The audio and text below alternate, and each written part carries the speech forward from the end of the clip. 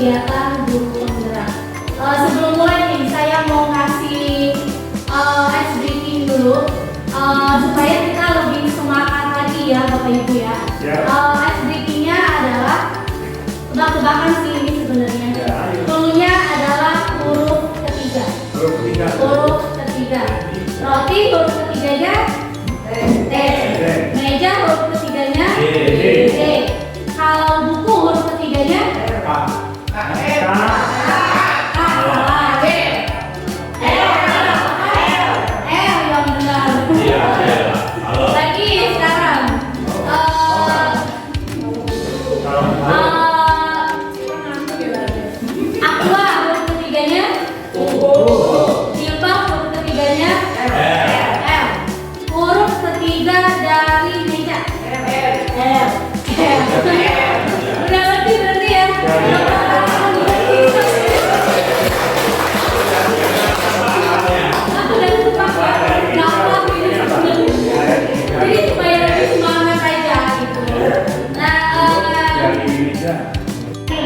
tulisan benda atau sesuatu yang sangat berharga untuk Anda.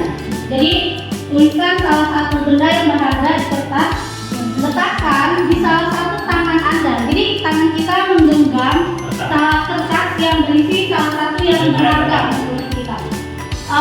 Kemudian dan genggam benda atau sesuatu tersebut dengan segala daya. Buatlah sebuah kepalan. Kita kepal, teman Anda B akan mencoba dengan sekuat tenaga dengan berbagai cara untuk meminta Anda memberikan benda tersebut. Jadi yang kita genggam punya kita, teman kita pengen sesuatu yang kita genggam tersebut.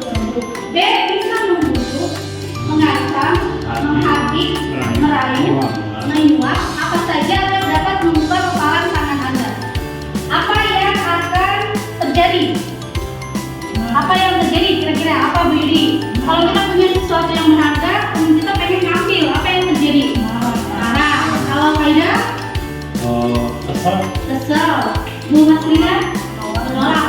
Terus? Kalau marah saya enggak kesel. Jadi kita berusaha terus mempertahankan apa yang kita miliki. Nah itu diibaratkan seperti anak didik kita. Jadi yang kita genggam itu adalah sesuatu yang berharga dan yang untuk kita ini diibaratkan adalah anak didik kita. Jadi anak seperti yang sekarang ini kan yang terjadi, kita memberikan suatu pengaruh ke anak-anak gitu ya. Sedangkan anak-anak itu pasti dia berusaha untuk nggak mau dengan pengaruh yang kita berikan. Kayak misalkan nih kita ngasih peraturan ke anak-anak, berarti kan kita mempengaruhi dia. Padahal sebenarnya belum tentu dia itu mau untuk melakukan itu. Jadi dia berusaha untuk, ya kalau dia nggak setuju ya dia berusaha untuk nggak setuju. Gimana cara dia tidak setuju dengan peraturan yang diberikan? Makanya sering terjadi perlawanan. Nah itu yang terjadi. Jadi yang tadi itu diibaratkan sebagai ilusi guru mengontrol murid. Jadi kita mengontrol anak didik kita. Ilusi bahwa kritik dan membuat orang merasa bersalah dapat menguatkan karakter. Nah ini terkadang kita lakukan ini, kita merasa anak didik kita itu paling salah. Padahal itu sebenarnya adalah hal yang tidak baik ya Bapak Ibu. Ilusi bahwa semua penguatan positif, efektif dan bermanfaat. Ilusi bahwa orang dewasa memiliki hak untuk memaksa. Nah ini yang terjadi. Kita sering memaksa anak didik kita untuk melakukan sesuatu. Padahal sebenarnya dia tidak mau, akhirnya terjadilah perlawanan dari mereka.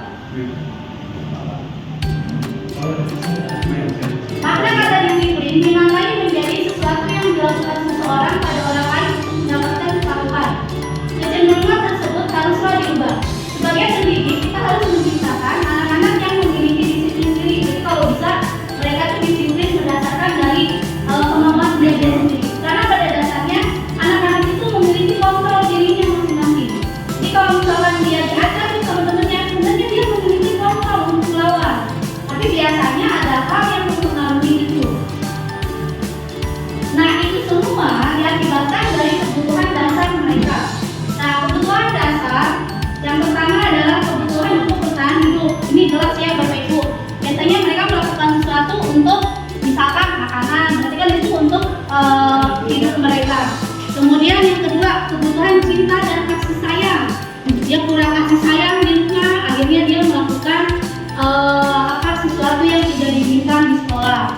Yang ketiga, kebutuhan penguasaan. Misalkan anak-anak nggak bisa dengan materi tertentu, maka biasanya dia melakukan penolakannya. Misalkan dia nggak mau ngerjain PR yang kita berikan. Keempat, kebutuhan kesenangan. Kelima adalah kebutuhan kebebasan. Jadi ini 5 kebutuhan yang mendasari peserta didik melakukan perilaku yang mereka lakukan. Nah, coba ini ada kasusnya. Ibu Ria, guru kelas 6 SD Permai, sedang bingung menghadapi ulah salah satu murid di kelas bernama Agus. Beberapa anak telah datang dan mengeluhkan Agus yang seringkali meminta bekal makan siang mereka dengan paksa. Jika Anda menghadapi situasi seperti Bu Ria, apa yang akan Anda lakukan? Menurut Anda, kira-kira alasan apa alasan Agus melakukan hal itu? Nah, siapa yang mau memberikan pendapat nih? Pak Ida? Iya. Akan kita hadapi anak seperti Agus ini. Ya pertama tentu kita lihat dulu secara sesuai dengan KBM apa yang harus kita tekankan ke dia. Kamu ke sekolah, bukan di tempat umum. Kita beri pengertian sekali 2 kali, dan insya Allah si Agusnya akan ngerti dulu maksud saya yang ngomong itu sebagai gurunya, ngerti dulu dia. Jangan sampai kita ngomong dia nggak ngerti kalau saya ini guru. Kita bicara dalam koridor belajar mengajar di sekolah. Dan itu kan juga salah satu dari segi moral kan memaksa. Iya, memaksa. Dan kalau orang nggak terima bisa kejahatan. Beberapa kata pun kita berikan ke dia. Saya rasa mental sehat juga melorot dan berubah. Oke, kebetulan buat Anda. Nah, ini alasan apa yang membuat Agus meminta bekal? Tadi kan ada motivasinya kan. Setiap anak melakukan sesuatu itu pasti dia memiliki motivasi di balik perilaku yang dia lakukan. Nah, kalau dari kasus ini kira-kira motivasi apa atau alasan apa yang membuat Agus melakukan hal tersebut? Tadi kan udah ada 5 nih ya. Iya. Berarti kita lihat apa Bu Sati? Bisa jadi dia lapar. Nah, dia lapar, mau ngasih bekal makan, buat jajan sama orang tuanya. Iya. Makanya dia minta, karena mau nggak mau dia memenuhi kebutuhan kebutuhan hidup dia. Ya, benar. Benar, jawaban saya benar, jawaban Sati juga benar. Ada lagi yang mau memberikan jawaban? Tadi Ya, Bu Farida, yang sekali lagi mungkin anak si Agus itu kurang perhatian juga dari orang tua sehingga tidak terima dari orang tuanya kepada anak. Nah, ketika sesuatu dilihat di sekolah ada sesuatu yang tidak teman, akhirnya dia terpaksa untuk menjalankan kelakuan dia itu akhirnya melakukan ya, benar. Sekarang buat saya ada lagi Didi. Mungkin alasan aku bisa menggoda ya. Gimana sih kadang-kadang anak juga bawa mungkin menggoda temannya. Kadang-kadang ya kesenangan ya menggoda teman. Mungkin. Ya, setelah Didi. Jadi ada beberapa hal kita lihat dari motivasinya ya. Yang pertama, bisa jadi tadi benar kata Bu Sati, Agus lapar dan orang tuanya tidak membawakan yang bekal makan siang. Berarti dia survival atau bertahan hidup. Alasan yang kedua, teman Agus jadi perhatikan Agus, jadi karena dia nggak bawa bekal, otomatis kan temannya juga memperhatikan dia. Berarti itu tentang cinta dan kasih sayang. Alasan yang ketiga, dia merasa hebat karena semuanya jadi takut dan menuruti keinginannya. Nah, itu karena kekuatannya atau penguasaan, powernya. Yang keempat, Agus merasa bosan dengan bekal yang dibawakan orang tuanya. Karena selalu bekal yang sama, berarti itu tentang kebebasan. Jadi dia pengen variasi dari bekal dari orang tuanya. Yang kelima, ini benar kata Bu Yudi, Agus hanya iseng dan dia menikmati ekspresi wajah temannya yang besar. Itu berarti alasan semangat gitu. Jadi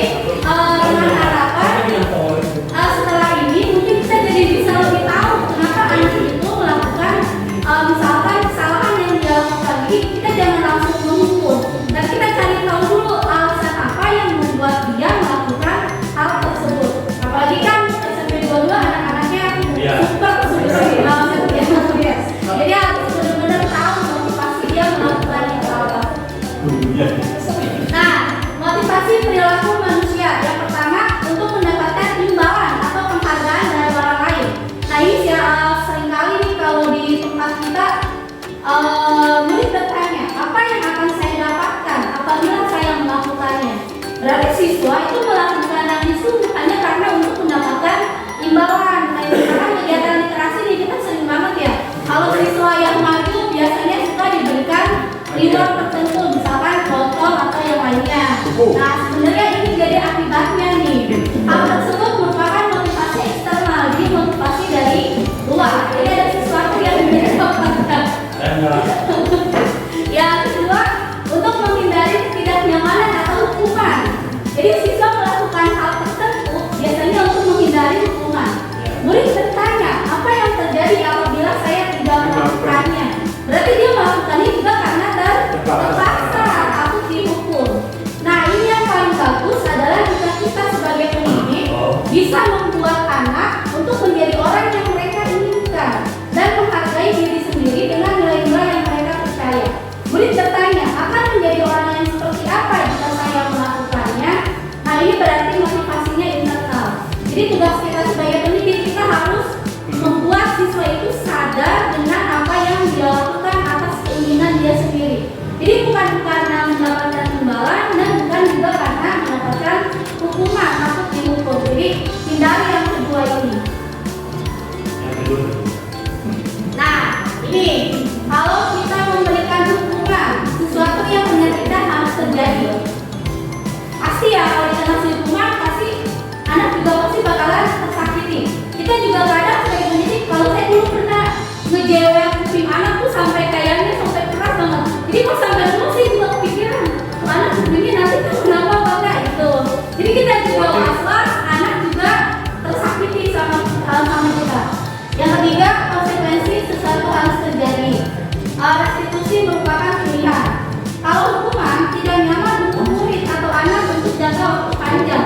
Jadi kalau jangka waktu panjang, hukuman ini tidak efektif ya Bapak Ibu. Pasti nanti anak akan kembali melakukan kesalahan yang sama biasanya. Kalau konsekuensi tidak nyaman untuk murid atau anak untuk jangka waktu yang pendek. Kalau restitusi menguatkan untuk murid atau anak dalam jangka waktu yang panjang. Nah, kalau metodenya, kalau yang hukuman, peraturannya adalah kamu harus bla-bla-bla. Jadi kalau misalkan hukuman, dia harus tahu peraturan, kalau tidak tahu peraturannya maka dia akan dihukum. Sedangkan kalau konsekuensi, apa peraturannya? Mampukah kamu melakukannya? Terima kasih. Nah, coba sekarang Bapak Ibu lihat. Nah, ini kita tentukan ya mana yang hukuman, mana yang konsekuensi. Yang pertama, lari mengelilingi lapangan basket 2 kali karena terlambat hadir di sekolah. Hukuman punishment. Apa berarti? Hukuman punishment. Yang kedua, membersihkan coretan yang dibuatnya di meja tulis. Konsekuensi. Yang ketiga, murid diminta untuk push up 15 kali karena tidak menggunakan masker ke sekolah. Punishment. Menggantikan kertas tugas teman yang telah dicoret-coret. Konsekuensi. Konsekuensi. Coba nanti kita lihat ya jawabannya. Berjemur di lapangan basket pukul 12 siang karena mengobrol dengan teman. Murid diminta bertelanjang kaki sepanjang hari karena tidak menggunakan sepatu warna hitam sesuai peraturan sekolah. Yang pertama hukuman, yang kedua konsekuensi, yang ketiga hukuman, keempat konsekuensi, yang kelima hukuman, yang keenam juga hukuman. Kita harus bisa membedakan mana yang hukuman, mana yang konsekuensi. Pakai kaki konsekuensi. Nah, coba kita lihat video ini menguras air mata.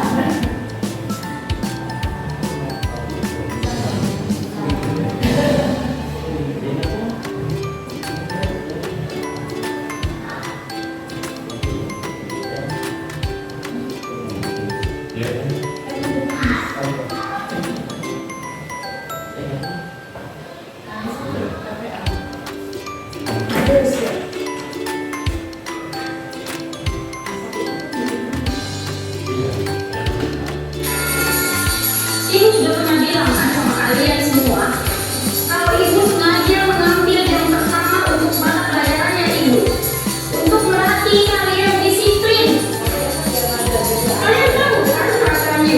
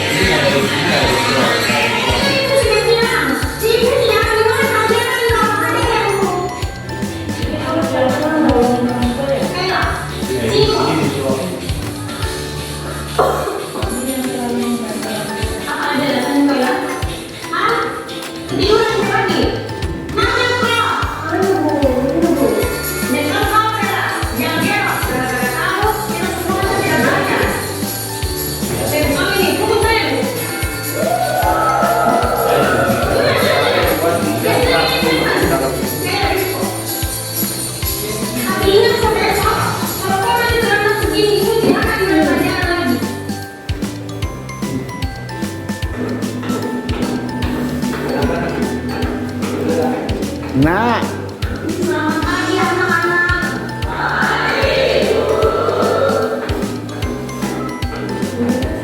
Betul-betul ini kayak nggak ada obat-obatnya. Kemarin setiap kali gara-gara terlambat masuk kelas. Ada yang tahu kemana ya? Kemana itu? Nggak usah tanya apa semua. Jadi cepetan. Sepanjang pelajaran ini kali ini, kok perutnya terus bukan?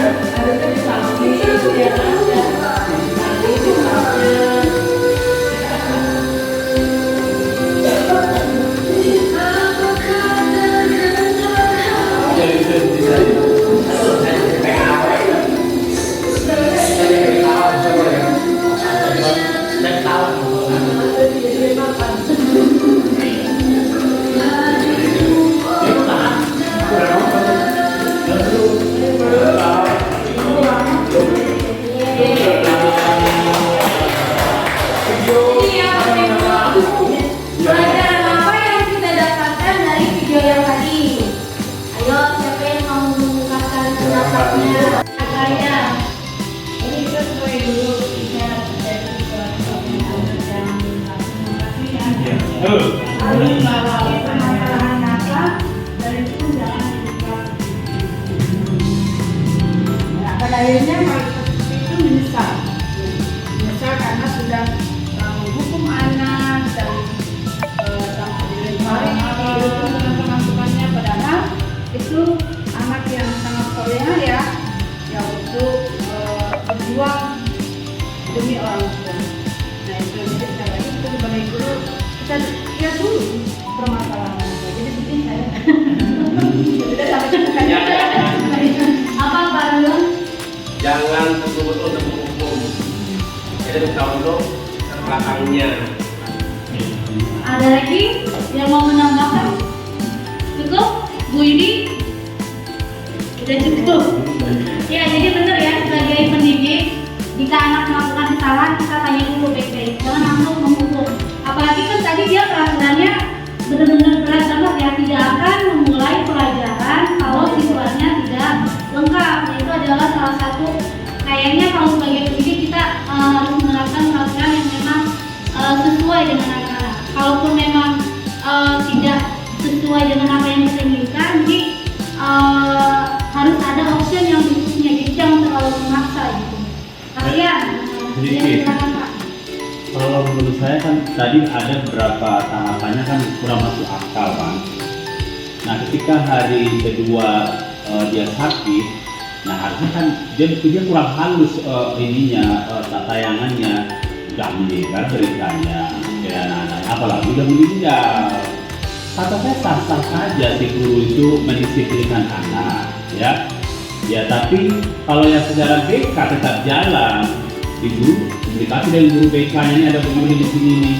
Nah anak itu kalau nggak datang, di sini tetap jalan, cuman dia janganlah terlalu dipaksakan. Ya. Kita punya data dari mulai anak mendaftar itu kita udah tahu kalau boleh anak itu ini gimana kehadirannya. Kalau tayangannya kan ada ya beberapa tayangan nggak masuk akal itu. Ya itu sama lah kita bertiga. Kita tahu anak, kita tetap menentukan anak, ya. Dan ya kita jangan terlalu gegabah dalam itu. Ya, jadi jangan terlalu cepat memberikan hukuman kepada anak. Bahkan kalau bisa jangan diberikan hukuman. Nah, sekarang coba kita lihat posisi kita sebagai guru. Ini ada 5 posisi kontrol kita. Yang pertama adalah guru sebagai penghukum. Yang kedua, guru sebagai pembuat rasa bersalah. Yang ketiga, guru sebagai teman. Yang keempat, guru sebagai pemantau. Yang terakhir, guru sebagai manajer. Posisi yang paling ideal untuk seorang pendidik adalah sebagai manajer. Itu posisi yang paling ideal. Nah, contohnya, murid tidak memakai atribut lengkap saat upacara bendera. Kalau kita sebagai penghukum, patuhi peraturan sekolah, berdiri di barisan lain. Itu guru sebagai penghukum. Kalau guru sebagai pembuat rasa bersalah, berapa kali ibu bilang sama kamu, ibu kecewa sama kamu. Nah, ada kata-kata kecewa itu berarti kita membuat anak itu menjadi orang yang bersalah. Nah, ini akan membuat mental anak itu semakin down. Yang ketiga, guru sebagai teman. Kamu lagi, jangan gitu dong. Ayo gabung dengan yang lain, untung ada ibu. Nah, berarti kan kesalahan anak ditutup-tutupi kalau yang sebagai teman. Maka ini membuka kemungkinan untuk anak melakukan kesalahan yang sama berikutnya. Yang keempat, sebagai pemantau, kamu sudah melanggar peraturan sekolah. Kamu tahu konsekuensinya. Nanti saya cek, kerjakan apa yang seharusnya kamu lakukan. Nah, itu berarti guru sebagai pemantau. Kalau sebagai manajer, kita tanya dulu ke anak, apakah kamu tahu kesalahan kamu? Kira-kira bagaimana cara memperbaiki kesalahan kamu? Nah, itu guru sebagai manajer. Jadi kita cari tahu dulu, kita tanya dulu ke anak sampai dia menyadari kesalahan yang dia lakukan. Nah, setelah dia menyadari kesalahan, kita cari solusi dari kesalahan yang dia lakukan agar dia tidak melakukan kesalahan yang sama lagi berikutnya. Nah, ini kayaknya yang manajer ini posisi yang paling ideal, dan kita sebagai pendidik pasti diperlukan rasa sabar yang lebih luas lagi gitu ya Bapak Ibu. Apalagi lagi sekolah kita ini memang kasusnya lumayan banyak, jadi kita harus lebih sabar lagi sama anak-anak. Itu guru bijak. Guru bijak.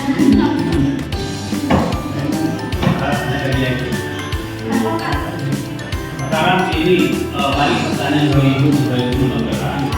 Saya kadang-kadang susah menemukan satu kelas dulu anak harus saya tegur satu anak rapi. Rasanya saya hampir tiap hari jadi pelajaran sebagai seorang guru yang manajer. Itu alhamdulillah kalau ada gitu. Tapi manajer itu nggak akan berlaku di sini. Karena saya berpulang ke ibu. Boleh nggak kita hapus manajer ini? Kalau di antara ini saya kita pakai ini. Karena saya udah berapa lama pernah jadi manajer bayar akhir pelajaran, bayar persyaratan, susah mencari anak punya kesalahan. Sekarang di sini nggak bisa saya sebagai manajer. Saya akan menjawab Kendalanya apa? kendalanya ya anak di sini dari lingkungan, dari bobot di PB, dari kelas 7 nggak benar. Anak kita direkrut dari 7 kelas 8 nggak benar sampai kelas 9. Nggak benar. Apalagi kebijakan politik yang membuat menghancurkan minat belajar. Ya. Nah, saya kalau di sini manajer nggak terpakai nggak bisa. Jadi kalau dari penggerak yang saya ikuti pelatihannya, memang yang pertama yang saya lihat dan kayaknya di sini sering disconnect ya di sini ya. Yang pertama adalah kita harus menerapkan keyakinan kelas terlebih dahulu ke anak-anak. Sampai jadi kalau bahasanya itu peraturan, cuma kalau dalam penggerak nggak boleh ada kata-kata peraturan. Jadi yang lebih halusnya adalah keyakinan kelas. Nah, coba sekarang Kita introspeksi dulu sebagai wali kelas, apakah kita sudah membuat keyakinan kelas? Kalau keyakinan kelas itu anak buat, jadi cara membuatnya itu dari peraturan dengan surat pendapat. Ya. Kalau peraturan kan kita yang membuat, Ya. anak yang harus melaksanakan. Jadi Ya. kalau peraturan sistemnya memaksa. Sedangkan kalau keyakinan kita buat atas surat pendapat anak-anak, kemudian setelah itu setelah mereka buat peraturan dari peraturan itu, dia tanda tangan. Kemudian kita tempel di kelasnya. Apakah kita sudah melakukan itu atau belum? Terus yang kedua, dari sekolah ini, apakah jelas sistem peraturan sekolah ke anak-anak? Ya. Apakah anak-anak tahu peraturan sekolah yang sudah ditetapkan di sini? Sedangkan di sini nggak ada, nggak ditempel, nggak terlihat ya penempelan peraturan kelas itu. Jadi intinya itu dari keyakinan kelasnya kita dulu. Nah ini yang akan saya bahas nih, keyakinan kelas. Mengapa kita memiliki peraturan? Jadi bahasannya bukan peraturan ya Bapak Ibu. Kalau peraturan itu kita yang membuat, sistemnya memaksa, anak yang harus menjalankan. Sedangkan kalau keyakinan kita buat bersama-sama. Mengapa kita memiliki peraturan harus menggunakan helm bila mengendarai kendaraan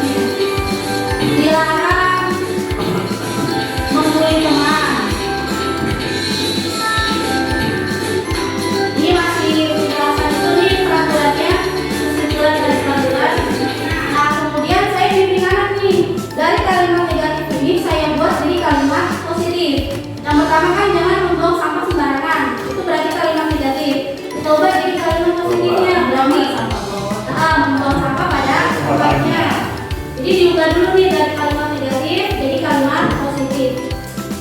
Nah setelah itu dari sini kita buat nilai kebijakan kebajikannya apa yang bisa kita ambil.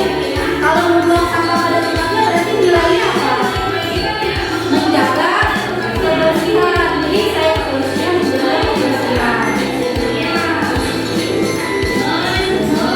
Nah ini yang nilai kebajikan ini yang dijadikan sebagai keyakinan kelas.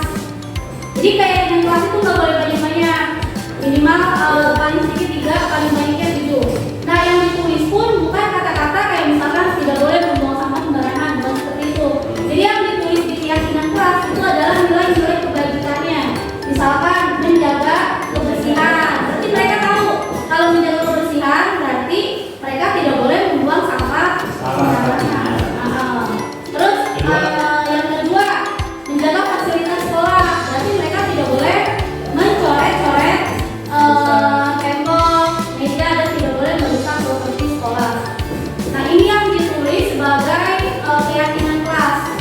Setelah jadi didesain, ini mereka mendesain. Setelah mendesain ditandatangani. Jadi semua siswa itu menandatangani keyakinan kelas yang sudah jadi. Setelah ditandatangani maka harus ditempel biar mereka ingat. Nah ini proses pembuatan keyakinan kelas.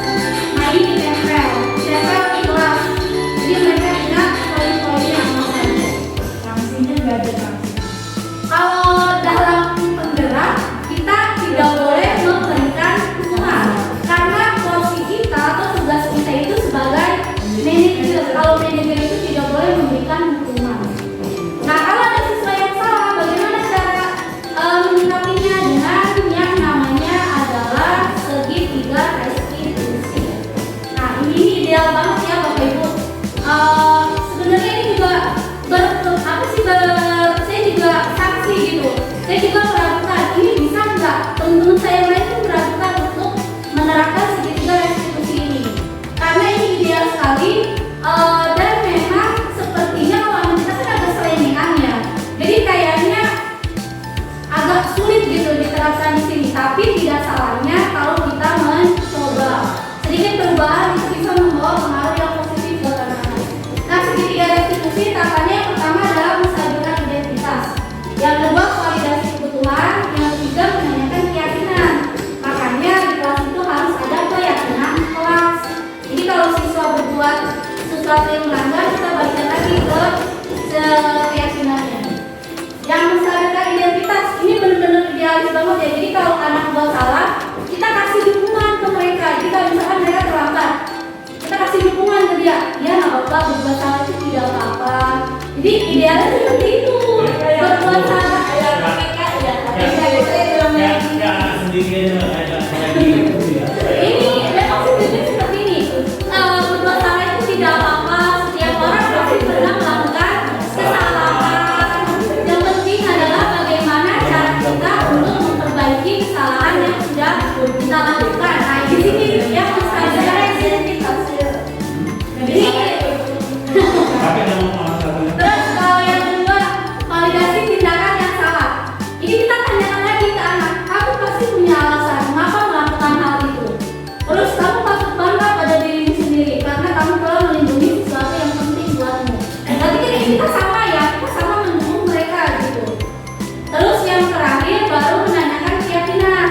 Apa yang kita percaya sebagai kelas atau keluarga? Apa nilai-nilai umum yang kita telah sepakati? Apa bayangan kita tentang kelas yang ideal? Kamu mau jadi orang yang seperti apa? Nah ini tahapannya seperti ini Bapak Ibu. Idealnya seperti ini Mas. Nah kalau anak kita tidak bisa diajak, kayaknya anak kita kalau ditanya diem aja gitu ya. Nah sulit untuk mencari solusinya. Nah ini contoh penerapan dari segitiga restitusi.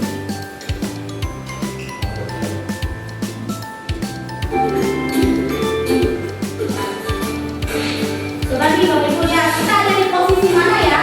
Sebagai teman, membuat rasa bersalah, mengutuk, pemarikah, atau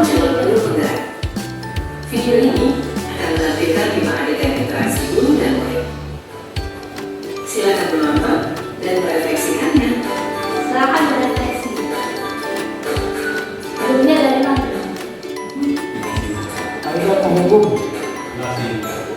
Pagi anak, silakan PR yang kemarin ibu berikan diletakkan di meja. Nah, itu Anda jutek ya ini. Sudah meja, Mak. itu nancap ya. Kamu selalu ya mengerjain PR. Sekarang kamu duduk di depan, lalu tulis. Saya berjanji tidak akan mengulangi lagi. Saya berjanji akan berusaha menjadi murid yang rajin belajar sampai pelajaran saya selesai. Nah, kalau itu tadi apa tuh? Anak juga udah ketakutan duluan ya.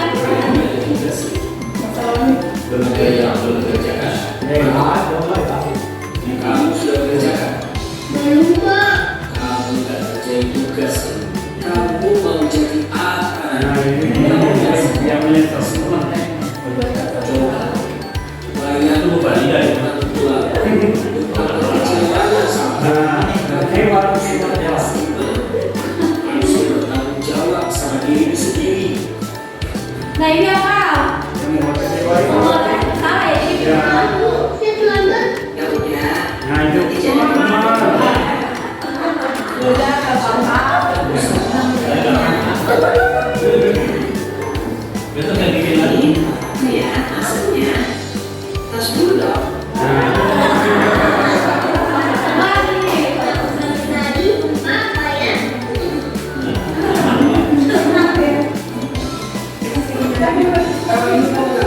Olahraga. Bapak catat, kamu sudah 3 kali loh nggak ikut olahraga bulan ini. Iya, Pak. Udah 3 kali berarti saya dapat sanksi, Pak. Tuh kematau. Dia idealnya. Ini, Bu. Saya ngumpulin tugas. Maaf ya, Bu. Saya terlambat ngumpulin tugas. Kenapa kamu terlambat mengumpulkan tugas? Iya, Bu.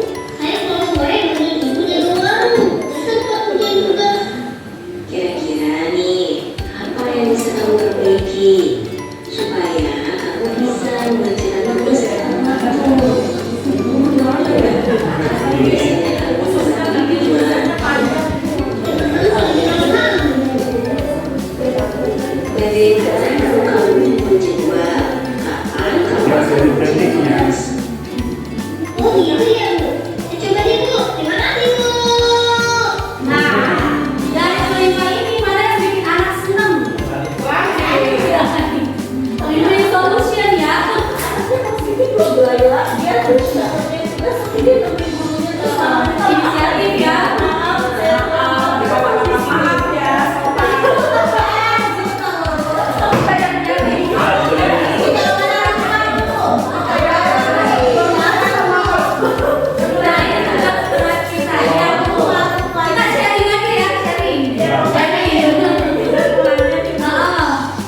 Ini kan sudah bikin mempraktekkan itu keyakinan keras ya. Sudah berapa hari?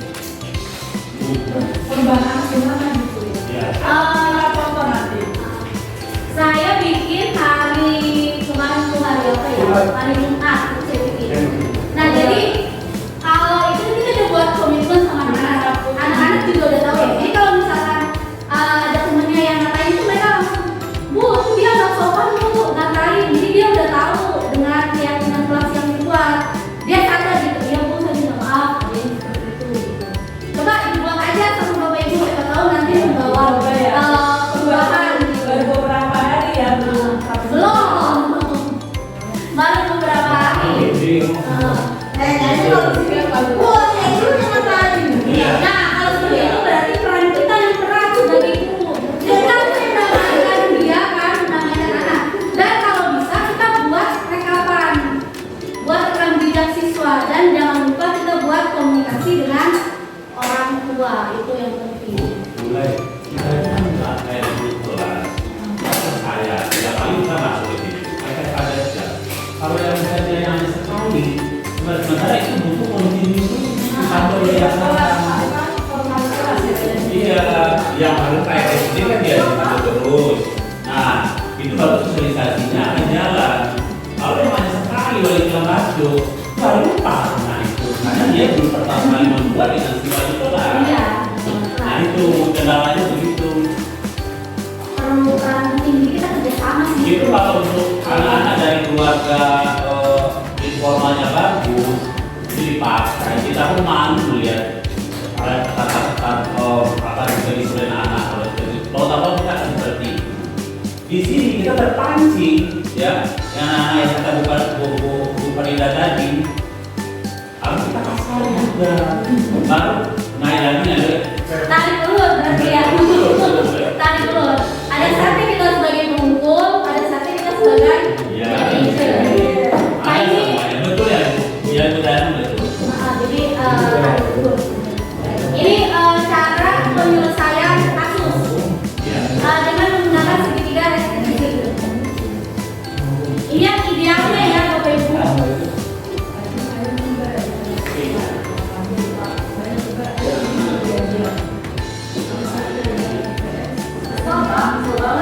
Masa aku dikatain pembina Pak? Ya aku marah, aku udah dikatain mereka di depan kelas. Mau banget. Oh begitu. Ya pasti karena apabila saya membuka Ya itu berarti dia didukungkan sama guru. Ada pembelaan. Ya. ya Ya saya langsung ngatain mereka pas mau banget. Saya bisa buka dia di depan orang lain. oh begitu. Pasti kamu ngomong itu karena semua Ya orang, saya diam saja Pak. Ya saya udah bilang, aku saya dibuka nanti. ya untuk anak ada di sini sesuatu yang penting. Untung kamu tidak berpikiran lagi. Yang berbeda. Iya Pak. Untung saya masih salah, dan saya mau tetap saja.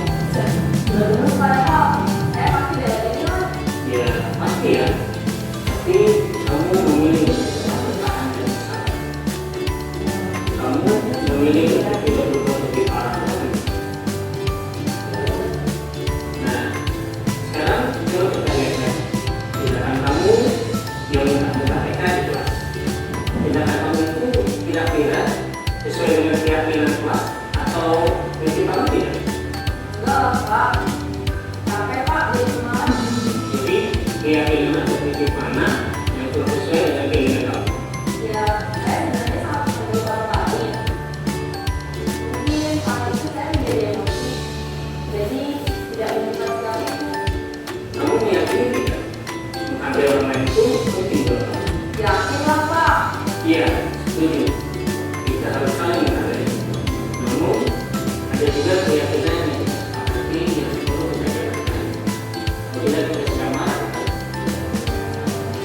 Ya, saya bisa ubah aktif melayani diri sendiri. Saya bisa jadi sabar, mengambil keputusan, dan melakukan lagi. kira-kira kamu bersedia memperbaiki masalah ini tidak? Sedia Pak. Kalau kamu memperbaiki masalah ini, kamu akan menjadi orang setia. Saya akan menjadi orang yang bertanggung jawab kali ya Pak. Dan senantiasa proaktif. Iya, menurut kamu, bagaimana rasanya menjadi orang seperti itu? Ya nyaman lah. Bangga bisa sabar dan tenang. Baiklah kalau begitu. Yuk kita pikirkan bagaimana memperbaiki masalah ini.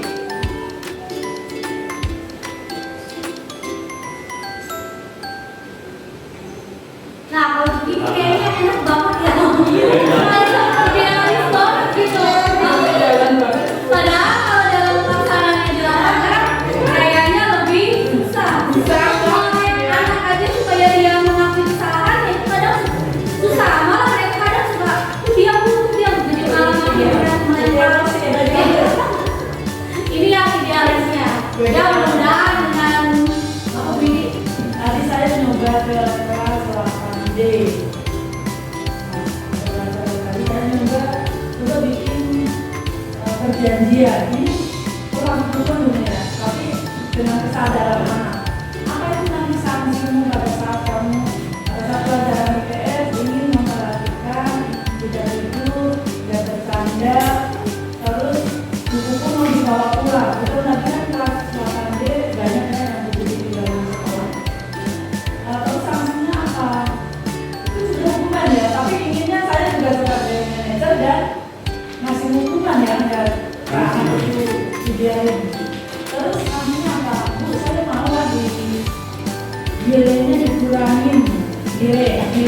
yang enggak. Ibu ingin pada saat kamu nanti melakukan kesalahan, ibu memanggil orang tua. Nah, ini kan kamu sama, makanya jangan melakukan kesalahan dengan kejadian benar tadi kayak gitu. Coba misalkan yang memang sih perasaan saya dan masuk tadi ya, yang merupakan manajer, yang merupakan mungkin teman, karena anak kalau dilepas bebas ya. Tapi ya soal pelayanan dan ditarik dulu dari Emang harus sebenarnya dari institusi ini sebenarnya kita juga udah sering kan melakukan ke anak gitu ya. Kalau misalnya mereka salah kita panggil kan biasanya terus cari solusinya. Cuma mungkin belum sampai ke tahap penyadaran ke diri siswa gitu. Dan memang banyak kendalanya adalah malam-malam tak tahu sekarang kita yang dari masuk budaya ini masuk ini apa ya dibacanya kamu pada sekarang dan apa maksud saya itu apa bisa nggak jawab saya nggak tahu apa ya bapak kita di sini kita dulu dan saya kira kalau sampai mengambil orang tua murid itu nggak sangat berat. Saya belum pernah mengambil orang tua murid mana sudah mengambil orang tua murid walaupun anak-anak di sini kayaknya kan kuratan-kuratan aja. Anak ini anak, terus anak kalian. Saya dulu di daerah, karena anak itu ini dikancang, itu ke tiang oleh satu guru itu akal. Nah di sini kayaknya hanya awal-awal di sini aja. Jadi kalau sampai Maya ini ya, tidak memanggil orang tua itu, memanggil orang tua itu saya bantu. Terus saya rasa paham, saya tadi seperti bapak tadi. Dan nanti aku mata saya udah motor ke dia, dan bisa kamu diajak untuk dia udah turun. Selamanya saya pada motor turun, nggak perlu ke orang tua. Nah, itu kira-kira kita sharing ya. Iya. Pada saat itu dikatakan dari malu ibu, niat hati, mungkin lah ambil orang tuanya sama-sama. Masuk kan kalau nggak saya kalau saya coba anak sebetulnya kalau kata-kata ada orang tua dipanggil, anak itu jadi ya kamu jangan melakukan kesalahan gitu. ya. Tapi memang kita sebagai pendidik memang harus berkoordinasi sama orang tua. Tapi kita yang itu hati dengan orang tua. Belum sampai panggilan orang tua. Ya mungkin ini kopi tutup ya. Tutup Pak ya. Tutup. Jadi nanti kalau ada yang mau kita diskusi bersama. Ya kan kita bareng-bareng untuk memajukan sekolah-sekolah kita dengan harapan siapa tahu ya. Kita kan tidak tahu nih ke depannya anak kita akan menjadi seperti apa gitu. Mudah-mudahan dengan sedikit perubahan yang kita lakukan mungkin akan ada berdampak positif buat anak-anak. Nanti ya dengan harapan mungkin anak-anak itu tahu beberapa tahun yang akan datang lebih berubah gitu, pendidikannya juga lebih baik lagi, sikapnya juga lebih baik lagi. Dan satu lagi sebagai pendidik berarti kita harus meningkatkan rasa sabar kita kepada peserta didik. Nah itu yang jangan sampai lupa sama cukup ya Bapak Ibu ya. Pak Ida. Dan terima kasih atas waktunya. Assalamualaikum warahmatullahi wabarakatuh.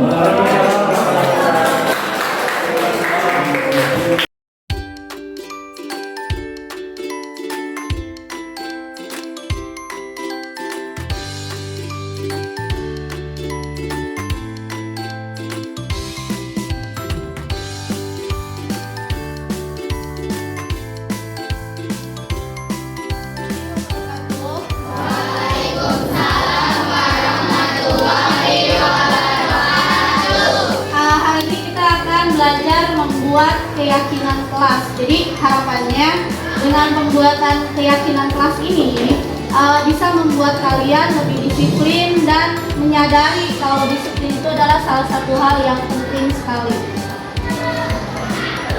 Keyakinan kelas adalah sesuatu yang diyakini bersama yang berasal dari penyatuan pikiran untuk menjadi nilai kebaikan untuk diturunkan di kelas.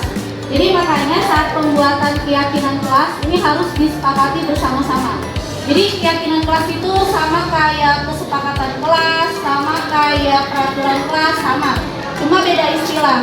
Yang membedakan kalau keyakinan kelas ini dibuat secara bersama-sama. Sedangkan kalau peraturan kelas biasanya dibuat sama wali kelas, kemudian kalian tinggal menuruti apa yang telah dibuat sama wali kelas. Nah, ini pertama, semua warga kelas berkontribusi dengan curah pendapat. Jadi nanti kalian tulis salah satu peraturan kelas. Jadi kayak kalian curhat di kertas itu, kemudian keyakinan kelas yang dibuat itu tidak boleh terlalu banyak.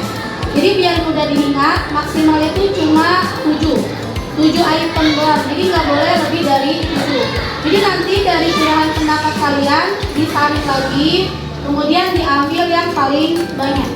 Kemudian yang ketiga harus berisi kalimat positif. Jadi nanti kita buat dari peraturan kelas, kemudian diubah menjadi kalimat positif sampai nanti didapatkan keyakinan kelas. Kemudian keyakinan kelas yang sudah dibuat itu harus diterapkan di kelas. Jadi nanti keyakinan kelas yang sudah kita buat akan ditempel di kelas. Biar kalian ingat terus, kemudian harus ditandatangani. Nah, tahapan pembuatannya yang pertama, surat pendapat tentang peraturan yang perlu disepakati di sekolah atau di kelas.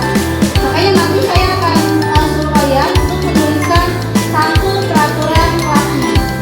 Kemudian yang kedua, mendapat semua mahasiswa melakukan para murid di papan tulis. Setelah menuliskan di sini satu peraturan kelasnya, nanti akan didapat di papan tulis. Tiga, gantilah kalimat-kalimat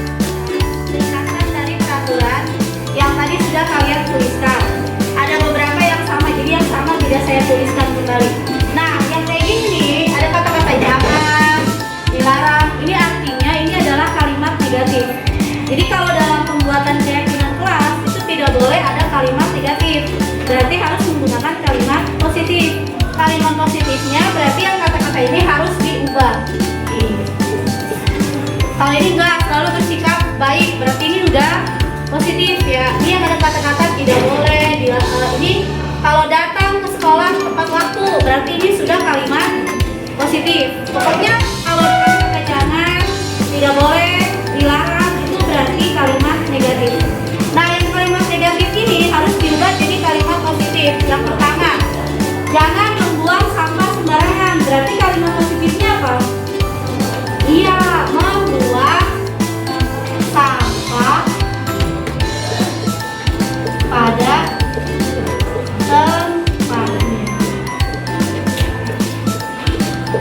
Terus akan dihukum. Berarti kalimat positifnya mengerjakan tugas. Nah, dari sini kita turunkan menjadi nilai kebajikan yang selalu kita ingat. Ini kan udah nih. Berarti yang pertama membuang sampah pada tempatnya. Berarti nanti dari nilai kebajikan ini yang ditulis sebagai keyakinan kelas. Kalau ini udah nilai kebajikan ya, membuang sampah pada tempatnya. Berarti nilai kebajikannya apa? Menjaga, ya, menjaga kebersihan. Satu, tadi kan saya bilang harus paling banyak 7, berarti nggak boleh terlalu banyak. Terus yang kedua, ini menghargai teman. Terus membawa barang yang berguna dan mendukung pembelajaran. Ini sama nih, menjaga kebersihan. Poin ini sama, satu nilai kebajikan. Duduk di tempat masing-masing. Berarti ini sama kayak menghormati teman ya. Ini nggak boleh berisik nih. Ini menjaga kesehatan. Berarti menjaga kesehatan. Terus apa lagi? Menjaga fasilitas kelas. Terus kan ini tepat waktu nih, datang ke sekolah tepat waktu. Berarti sikap apa yang pengen ditimbulkan?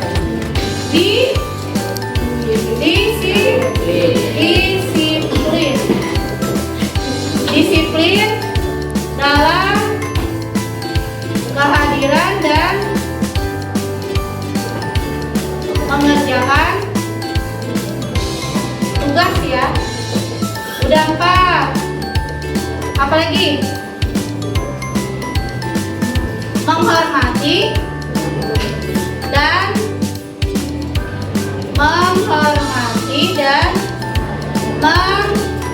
menghargai. Siapa yang dihormati dan dihargai? Guru, teman, dan seluruh warga sekolah. Kalau seluruh warga sekolah berarti itu mencakup siapa aja? Siapa aja semuanya? Kepala sekolah, terus guru, teman, TU, penjaga sekolah, kebersihan, pokoknya semuanya ya. Ada lagi nggak yang mau ditulis?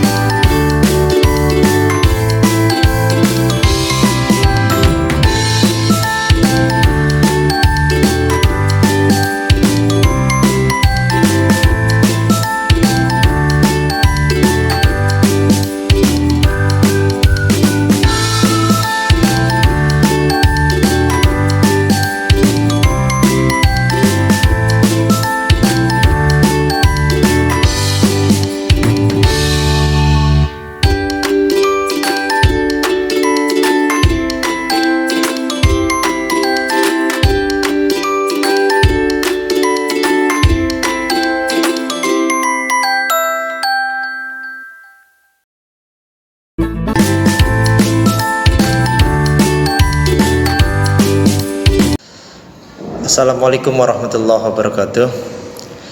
Saya Muhammad Mamdu, teman dari Bu Laila. Diseminasi yang dilakukan Bu Laila sangat menarik sekali. Sebagai guru, kita dituntut untuk memahami siswa dengan menyelami motivasi siswa dalam melakukan tindakan tertentu. Lalu kita berusaha menjadikan diri kita sebagai manajer dalam menyelesaikan persoalan yang dihadapi siswa dengan menggunakan segitiga restitusi. Terima kasih Bu Laila untuk ilmu barunya. Semoga kita selalu diberikan kesabaran dalam mendidik murid-murid kita di kelas.